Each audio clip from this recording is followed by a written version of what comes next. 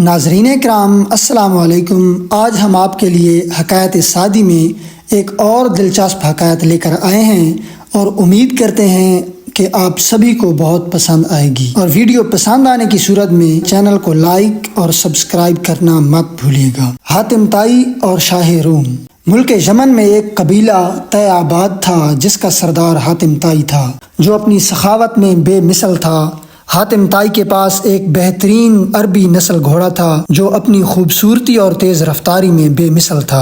ایک مرتبہ شاہ روم کے دربار میں حاتم طائی کی سخاوت اور اس کے پاس موجود اس عربی گھوڑے کی نسل کی تعریف کی گئی، اور ہر شخص اپنی معلومات کے مطابق تعریف کر رہا تھا۔ شاہ روم نے جب اپنے درباریوں کی باتیں سنی تو سوچا کہ کیوں نہ حاتم طائی کو آزمایا جائے، اور بغیر آزمائے کسی کے متعلق ایسی رائے قائم کرنا دانش مندی نہیں۔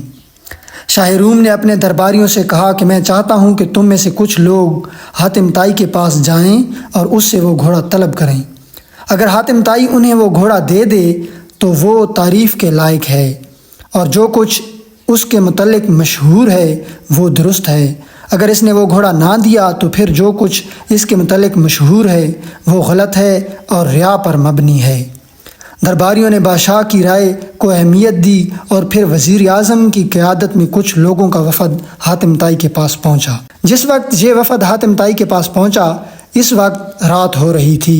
اتفاقاً اس رات شدید بارش ہوئی اور بادل اس انداز میں برس رہے تھے کہ حاتم طائی کے لیے اتنے زیادہ مہمانوں کو سنبھالنا، ان کے آرام کا انتظام کرنا اور ان کے کھانے کا خیال رکھنا دشوار ہوا۔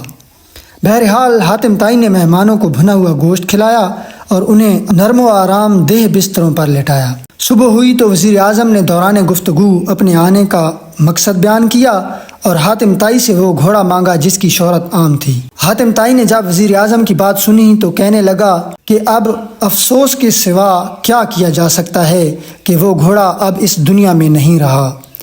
رات جب آپ کا قافلہ آیا اور موسم خراب تھا تو میرے لیے ممکن نہ تھا کہ میں چراگاہ سے کوئی دوسرا جانور منگواتا اور اسے ذبح کر کے آپ کی دعوت کرتا۔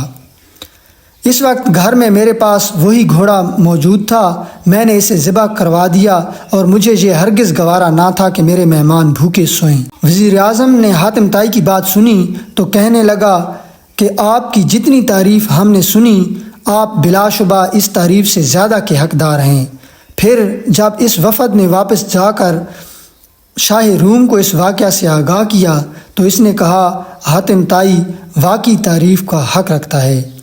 اخلاقی سبق۔ اس حکایت میں شیخ سعدی رحمۃ اللہ علیہ نے یہ بیان فرمایا ہے کہ انسان کو ریاکاری سے پاک ہو جانا چاہیے، اور ہمیں ہر کام اللہ پاک کی رضا کے لیے کرنا چاہیے۔